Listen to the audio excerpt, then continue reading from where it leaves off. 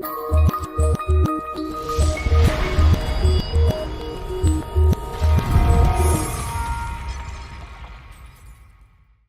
está creando eso que se llama nuevo orden mundial, aunque fuera de las teorías conspirativas es muy sencillo definirlo. El nuevo orden mundial no es otra cosa que la implantación de un poder supranacional, basándose precisamente en esas organizaciones supranacionales que están creadas desde el fin de la Segunda Guerra Mundial, en concreto a raíz de los pactos de Bretton Woods, año 44. Tenemos la Unión Europea, Fondo Monetario Internacional, Banco Mundial, la ONU misma y todas sus subdivisiones. Y lo que está claro que busca es implantar una nueva humanidad, un único mundo, con un único gobierno, con una única religión, un único sistema económico. Pero para eso tenemos que eliminar el ser humano anterior. Por eso esos pilares que son los fundamentales: relativismo moral, laicismo, ideología de género, entre otros tantos. Podemos añadir aborto, ahora viene la eutanasia, con el objetivo de desprogramar al ser humano que existía antes, implantar un nuevo código de valores y poder empezar a implantar el transhumanismo, que es al que vamos. Vamos en lo que llaman también la cuarta revolución industrial, que es la implantación de un sistema robótico basado en inteligencia artificial que controle todo aquello que antes era de alguna manera esporádico en el ser humano. Para eso necesitamos, como les decía, formatear, eliminar la antigua civilización, en este caso la civilización cristiana, los valores cristianos, e implantar una nueva serie de valores que permita a las nuevas juventudes que entren perfectamente en esa nueva realidad. Para esto es lo que llaman, entre otras cosas, la Agenda Global 2030, o la Agenda del siglo XXI, que no es otra cosa que implantar una serie nueva de valores, precisamente desde esa descodificación. Obviamente esto no es homogéneo, no es consecutivo, a veces hay tropiezos, pero lo que está claro es que estamos ante las puertas de una nueva realidad. No es un cambio gradual como ha existido antes en la historia del ser humano, sino que es algo completamente diseñado. Es decir, el mundo al que vamos es fruto de una ingeniería social perfectamente planificada y perfectamente implantada. La implantación primero es ideológica. La ideología sirve primero para desestabilizar una nación. Si nos atendemos, por ejemplo, a Yuri Bezmenov, el antiguo agente del KGB que emigró a Estados Unidos y que contó precisamente esos procesos por los cuales se puede desestabilizar una nación, que es desestabilización, desmoralización, crisis y normalización, estamos viviendo perfectamente esas etapas. Hemos tenido una desestabilización, ahora estamos en la fase de desmoralización, que es volver a las naciones contra sí mismas, la endofobia, el odio a nuestra cultura cristiana, el odio a la misma biología, la misma realidad biológica hombre y mujer, para hacer que la población esté completamente confundida y que sea mucho más fácil guiarlas a un nuevo punto, es la mentalidad de rebaño. Ahora bien, primero es la ideología, segundo es lo demás: implantación social, económica, política, tecnológica, medioambiental, sanitaria, alimenticia.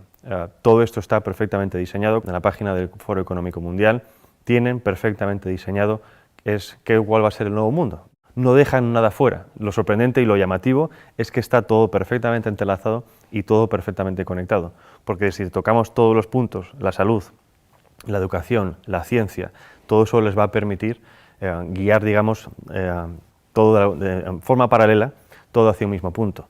Aunque en la realidad, obviamente, sabemos que hay gobiernos nacionales, en la práctica, gran parte de estos gobiernos nacionales para nada están trabajando para el bien de sus naciones, sino que trabajan precisamente para los intereses de estos globalistas. Lo hemos visto con el gobierno de Sánchez, lo estamos viendo en otros países, por ejemplo también en Iberoamérica. El aborto es algo que está en la Agenda Global 2030, que está incrustado en el ADN de los globalistas y que lo quieren promocionar a todo coste. El aborto, para que lo entendamos, es una política de Estado. El aborto se aplica desde el año 74 a través del informe de Kissinger, que viene precedido de un informe de la Fundación Rockefeller del año 72, que viene precedido de unas declaraciones de Robert McNamara, el que fue secretario de Defensa con Nixon y que en el año 68 pasó a ser presidente del Banco Mundial, en el que decían que debido al auge o debido a la expansión poblacional de ciertos territorios, en concreto África o Asia, ese auge demográfico podía reducir los recursos naturales necesarios para el imperio, en este caso Estados Unidos.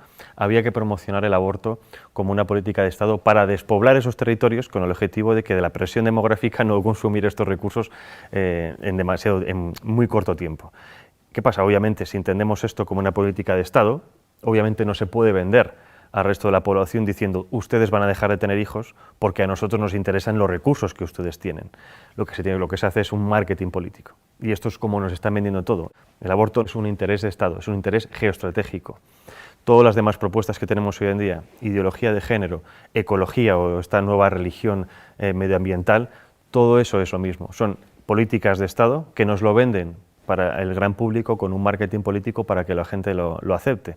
Porque, por ejemplo, si entendemos ahora las políticas medioambientales como, digamos, obviamente necesarias para todos los gobiernos, dentro de esas políticas medioambientales está la reducción de la población. Nos lo venden como un bien necesario, es decir, si seguimos creciendo vamos a destruir el planeta, por lo tanto dejen ustedes de tener hijos, porque si no este ritmo es inaguantable. Nos venden la ideología verde como algo necesario, pero que dentro de esa ideología verde contiene todas estas políticas de Estado que nos lo quieren vender para, obviamente, controlar la población. Reducir la población, la eutanasia para destruirla, desestabilizar las naciones, confundir a la población en la educación, en fin. Hay que empezar a pensar que las políticas que tenemos hoy en día no son lo que parecen, sino que son el resultado de un proyecto, de una implantación a nivel global, con el objetivo precisamente de desestabilizarnos para poder tener el control completo sobre nosotros. No hay nada más fácil que dominar que una población enfrentada entre sí. Por eso es tan importante entender cómo funciona la aplicación de las políticas, cómo funcionan las élites supranacionales, para poder entender qué tipo de política se nos está aplicando a nivel nacional y local. El enemigo a abatir por esta élite supranacional o globalista no es otra cosa que el ser humano.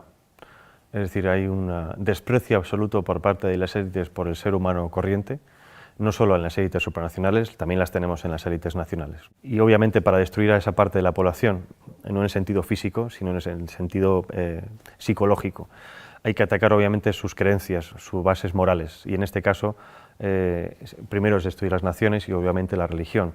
Hay un objetivo que es crear una religión única. Es decir, las religiones tradicionales son un escollo para ese nuevo orden mundial, para la consecución de ese poder político.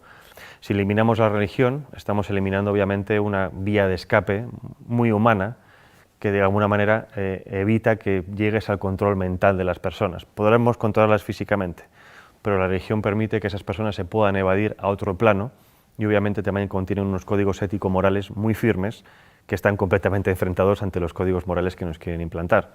En este caso, la religión católica o la Iglesia católica es el enemigo a batir desde hace siglos.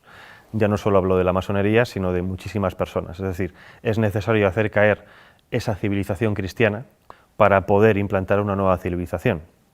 Y esto no lo estoy diciendo yo, lo ha dicho, por ejemplo, incluso Hillary Clinton en unas declaraciones antes de las elecciones de 2016, en las que decía que las religiones eran un escollo, que había como, por cualquier vía había que acabar con ellas, e implantar una nueva religión.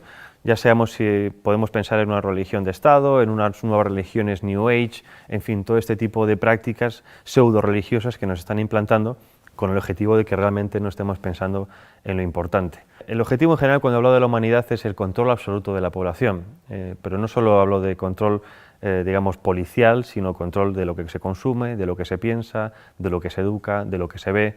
Más o menos yo creo que todo el mundo tiene en la cabeza esta realidad porque es un poco lo que estamos viendo. Nos censuran las redes sociales, nos censuran medios de comunicación, censuran incluso en los mismos colegios y esto no es otra cosa que poner barreras. Entonces necesitan acabar con todo eso para poder tener el control. Obviamente cuando hablo de Soros como uno de los principales promotores de este nuevo orden mundial, lo dejo muy claro, uno de los principales, o digamos una de las caras visibles.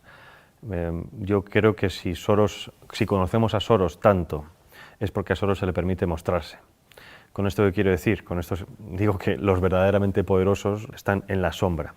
Ahora bien, si Soros digamos que trabaja en el lado social, quiero decir la sociedad civil, es decir, es un experto en modificación de conciencias. Para eso trabaja en la ventana de Overton. La ventana de Overton es una herramienta que nos permite transformar lo imposible en un hecho factible. Y hay varias fases. Obviamente primero viene la propaganda, la ideología. Para eso se crean y se financian think tanks, fundaciones, asociaciones que generen supuestos documentos científicos, oficiales, estudios, etcétera, de los cuales después se hagan eco los medios de comunicación. Esos medios de comunicación llegan a las masas a base de repetición de estos estudios, estos conceptos, estas ideologías, acaban, si no aceptando como propias esas ideologías o pensamientos, sí aceptándolos diciendo que es algo como ya existe y lo ven por todas partes, es algo que hay que aceptar. Una vez llegamos a esa tercera fase, viene la cuarta fase, que es la de los políticos. Los políticos, obviamente, con el interés partidista de continuar en el poder, se hacen supuesto eco de esas reclamaciones supuestamente sociales, y obviamente después el quinto, que es la transformación en leyes, la legislación. Entonces, esos 5 pasos es lo que se ha seguido con muchísimas cosas. Tenemos el aborto, tenemos el matrimonio homosexual, ahora tenemos ya ha empezado la eutanasia, y el siguiente paso es la pedofilia. Y esto es pura matemática, es ciencia política y siempre funciona. Entonces, si nos atenemos a que esto sirve para aplicar ciertas cosas, ¿qué es lo que ha hecho Soros a nivel social? Lo mismo. Ha financiado ONGs, asociaciones, fundaciones, ha financiado medios de comunicación, ha financiado a políticos e incluso ha financiado a instituciones como por ejemplo puede ser la Unión Europea o el European Council on Foreign Relations, que es la versión europea del CFR norteamericano, que es el principal lobby de la política exterior norteamericana, en este caso en Europa. Entonces, si tienes los 5 pasos o los 4 pasos de los 5 en tu mano, es mucho más fácil modificar la realidad de los ciudadanos precisamente porque toca todos esos palos. Si nos vamos a instituciones supranacionales, ¿cuál es el papel de la ONU, de la UE? Es muy parecido. Bueno, el Banco Mundial obviamente es la gestión económica mundial, lo mismo parecido del Fondo Monetario Internacional a la hora de préstamos. El control económico y los préstamos sirven para el chantaje económico a las naciones. Hay muchísimas naciones africanas que se han quejado precisamente del chantaje económico de dinero supuestamente de ayudas al desarrollo, siempre dependiendo de cuestiones como, por ejemplo, la implantación del aborto, la implantación de la ideología de género, de educación sexual temprana para los niños, etcétera, etcétera. La OMS ha sido fundamental para la implantación de la idea de que existe una pandemia mundial, y si no hubiera sido por la OMS, en este caso por Tedros Adhanom, no se hubiera creado o no se hubiera llamado un confinamiento mundial. Primera vez en la historia que los ciudadanos de este planeta hemos visto cómo en todas las naciones se seguían los mismos pasos. Es decir, nada ha conseguido antes que realmente hubiera una coordinación nunca antes vista a nivel global. Coordinación que, aunque a nosotros nos parezca mucha, en general ha sido como muy sospechoso, por así decirlo, no sigue siendo suficiente para esta élite. Según ellos, los retos que nos plantean las pandemias del futuro, eso supera por muchísimo la capacidad gestora de los estados independientes entre sí. Es decir, que como no hemos sabido gestionar el coronavirus, es necesario que cedamos más nuestra soberanía a estos entes supranacionales, que ellos saben sí realmente lo que nosotros tenemos que hacer. Llevarnos a ese buen camino, a guiarnos como si fueran un dios, porque nosotros como ciudadanos comunes somos demasiado estúpidos para valernos por nosotros mismos. Las redes sociales han sido siempre una herramienta fundamental en el tema de la comunicación, pero como todo avance tecnológico tiene siempre su cara y su cruz. Como todo avance tecnológico nos lo venden que es bueno para poder hablar con nuestros familiares, que están en contacto con gente de todo el mundo, pero el problema, el contrapeso es el control absoluto, ¿no? Ya no solo el control de lo que hacemos, sino incluso de nuestros pensamientos, porque muchas veces decimos cosas en redes sociales que quizás fuera de un ámbito demasiado privado, ¿no? Y eso es precisamente a donde van ahora con el tema de la censura. Han visto que en los últimos años ha habido también una pequeña revolución en redes sociales, dado que cada vez hay más perfiles conservadores, antiglobalistas, más perfiles de gente contraria a los designios de este nuevo orden mundial, ¿no?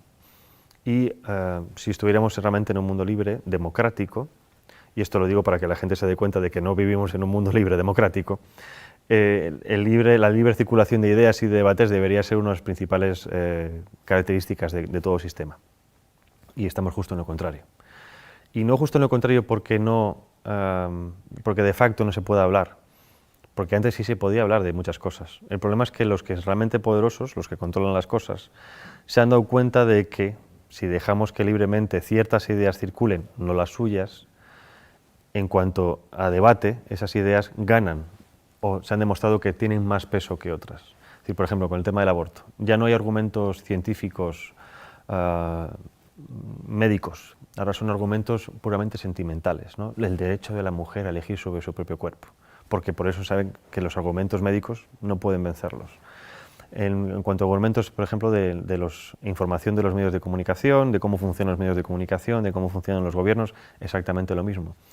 Se censura completamente a aquel que intenta hacer una crítica constructiva o negativa de lo que sea, pero hacer una crítica para avisar de qué está ocurriendo. Bueno, en mi caso, por ejemplo, hablando de Soros y demás, algunas veces me han censurado, y está claro que lo que se trata es de que no exista algo, no exista un relato. En los sistemas de masas, si no te muestran, no existes para la gran parte de la población. Y eso es lo que se trata. Es decir, se trata de omitir, de facto, cualquier tipo de persona, cualquier tipo de discurso que pueda poner en peligro los pilares bajo los que sustentan este nuevo poder. En este caso no puedes contradecir las normas de la ideología de género, el feminismo, el aborto, etcétera, etcétera, etcétera. No existe ese debate de ideas en los medios de comunicación, pero precisamente porque tienen miedo a lo que pueda ocurrir. Porque cuando ha ocurrido que algunas personas han ido a ciertos debates a exponer ciertas ideas, la gente se da cuenta de que hay otra línea de pensar diferente a la que tenían en mente. Y por lo tanto hay otra forma de racionar las cosas. Si quieres ver más contenidos de Alto y Claro TV, suscríbete a nuestro canal de YouTube.